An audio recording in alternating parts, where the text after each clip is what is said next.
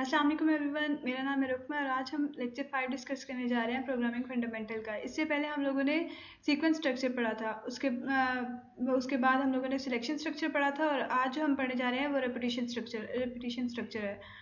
तो उसको स्टार्ट करने से पहले मैं आपको बताना चाहती हूँ कि जैसे कि मैंने अपने थंबनेल में लिखा है कि हम लोग C++, जावा, पाइथन वगैरह ये सारी लैंग्वेज एक साथ कैसे सीख सकते हैं।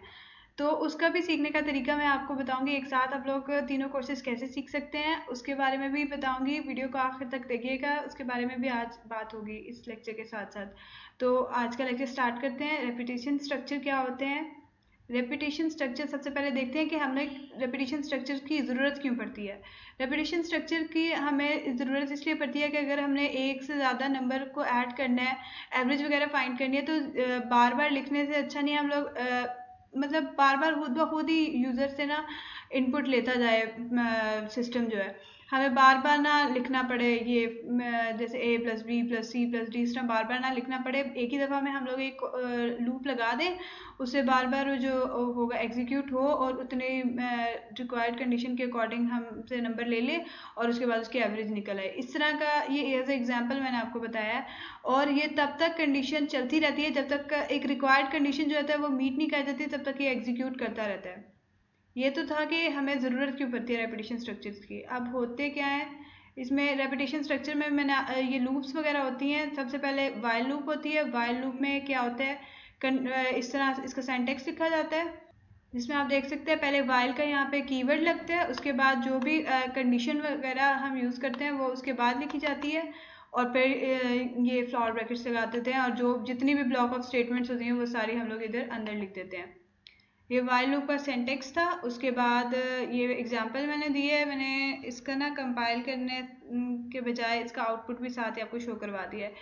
तो यहाँ से मेन हमारा कोड स्टार्ट होता है, यहाँ पे इनिशियलाइजेशन हो रही है, उसके बाद मैंने यहाँ लूप लगा दिया है, ये सारी यहाँ तक लूप लगी हुई है, उसके बाद टर्मिनेट हो जाता है कोड। लूप क्या लगाई है, अगर while i is less than equal to 20, i को पहले मैंने इनिशियलाइज कर दिया जीरो के इक्वल क्यों इनिशियलाइज कर दिया, क्योंकि कभी कभी ऐसे होता है कि हमारे जैसे आई मैंने वेरिएबल लिया पहले भी कभी मैंने कोड बनाया कोई कोड, तो उसमें वैल्यू डालते तो कोई गार्बेज वैल्यू उसमें ऑलरेडी पड़ी होती है, जिसकी वजह से हमारे आउटपुट पे असर पड़ जाता है। इसलिए हम चाहिए कि हम लोग कोशिश करें कि जो हम वेरिएबल्स लें उनको ना इनिशियलाइज कर दें, पहले ही इज इक्वल टू 0 कर दें, या अगर कोई और नंबर के इक्वल इनिशियलाइज करना है ताकि कोई भी हमारे आउटपुट पे कुछ बुरा असर ना पड़े, हमारा आउटपुट एग्जैक्ट सही वाला आए। अगर मैंने यहाँ पे 0 के इक्वल इनिशियलाइज कर दिया, अब i is less than equal to 20, जब तक i 20 तक बन जाएगा या 20 से कम तक होगा तब तक जो है वो i में +5 होता जाए, i is equal to i +5 होता जाएगा। पहले सी आउट आई होगा, मतलब सबसे पहले 0 प्रिंट होगा, उसके बाद +5 कर करके ये यहाँ पे इसकी इस तरह स्पेस भी छूट जाएगी और आंसर आ जाएगा 0, 5, 10, 15, 20 तक, अप टू 20 तक ले सकते थे आप। ये आउटपुट रिजल्ट में भी देख सकते हैं, यहाँ पे अप टू 20 तक इसका आउटपुट शो हो रहा है। ठीक है, अब नेक्स्ट देखते हैं आगे। डू वाइल लूप आ गई है। डू वाइल में वाइल की तरह ही है लेकिन ये थोड़ा सा डिफरेंस है वाइल और डू वाइल में, इसका डिफरेंस भी दोनों का मैंने आगे लिखा है। सिंटैक्स आप यहाँ से देख सकते हैं कि डू पहले, इसमें डू का भी कीवर्ड यूज होता है और वाइल का भी कीवर्ड यूज होता है। डू का पहले यूज होता है, उसके बाद सारी ब्लॉक ऑफ स्टेटमेंट्स की जाती हैं, और वाइल का यूज होता है और फिर ये लास्ट पे सेमीकोलन लगा देते हैं। ये डू वाइल का सिंटैक्स है। अब इसका भी मैंने यहाँ पे कोड, वही वाला कोड जो है ना वो यहाँ पे लिख दिया है, बस उसका सिंटैक्स वो वाला लगा के ना आप देख सकते हैं सेम कोड है, बस डू लिख दिया पहले और वाइल वाली स्टेटमेंट बाद में लगा दिया। आउटपुट पे भी कोई इफेक्ट नहीं हुआ, आउटपुट सेम टू सेम आया, सारा कोड वही मैंने लिख दिया है। और कंपैरिजन दोनों का मैंने यहाँ पे लिख दिया है वाइल और डू वाइल में, ताकि आपको अच्छे से समझ आए डिफरेंस क्या है इन दोनों में।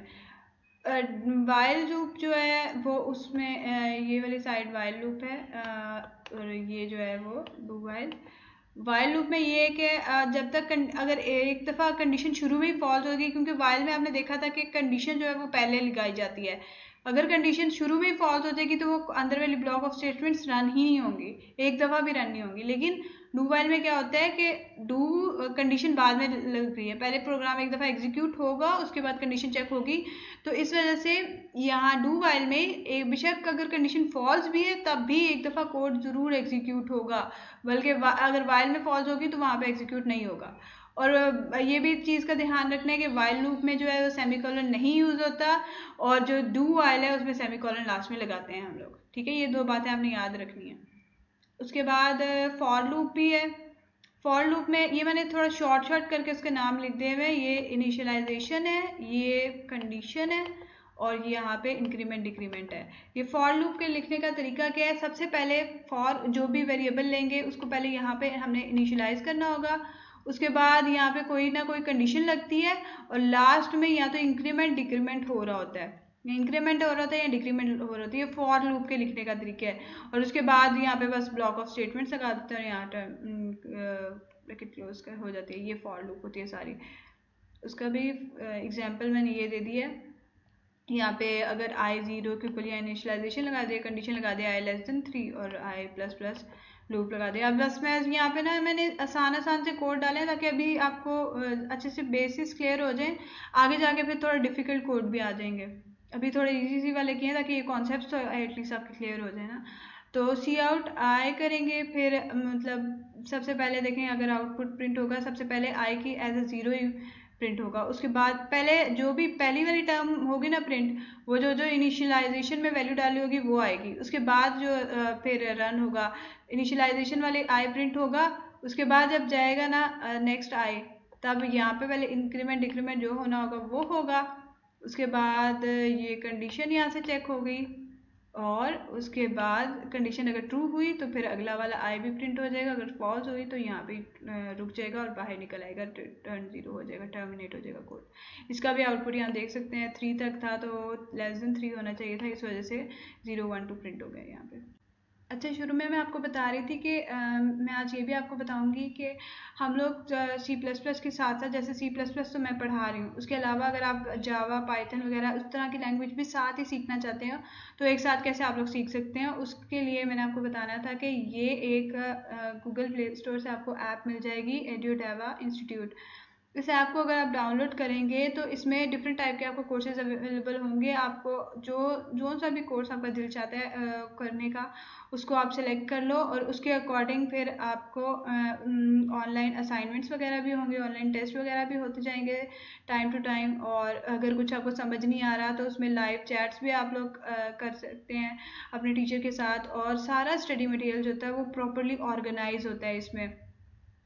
और जितने भी जो कोर्सेज आप लोग लेंगे उसका ना एक लिमिटेड टाइम पीरियड होगा कि उतने टाइम पीरियड में वो आपका पूरा कोर्स कंप्लीट हो जाएगा, वो चीज़ आपको अच्छे से समझ आ चुकी होगी उतने टाइम पीरियड के अंदर अंदर तक। और उसके बाद प्रॉपर टाइम टेबल होता है उसका, क्लासेस का भी और सारा कुछ। और उसके बाद अनाउंसमेंट भी टाइम टू टाइम होते हैं, बिल्कुल जैसे हम लोग यूनिवर्सिटीज़ में एडमिशन लेते हैं सीखने के लिए, उसी टाइप का सीन है। लेकिन फ़र्क इतना होगा कि आप लोग घर बैठ के ये सारा कुछ सीख सकेंगे आसानी से। और इसमें आप रेटिंग्स भी चेक कर सकते हैं कि इसकी 5 आउट ऑफ 5 है, बहुत अच्छा ये स्कोर कर रहा है, बहुत अच्छा जा रहा है ये वेबसाइट। तो मैं इसका डिस्क्रिप्शन में लिंक भी डाल दूँगी, अगर आप, और अपना इंस्टा की आईडी का भी लिंक डाल दूँगी, ताकि अगर कोई भी इंटरेस्टेड है इसमें तो वो मुझसे कांटेक्ट कर ले, अगर इसके बारे में कोई और इन्फॉर्मेशन वगैरह चाहिए तो मैं उनको प्रोवाइड कर दूँगी। और अगर वीडियो अच्छी लगी तो लाइक एंड सब्सक्राइब कर दीजिएगा, और do share with your friends. आज के लिए इतना ही था। Thank you so much. अगले लेक्चर में अल्लाह हाफिज़।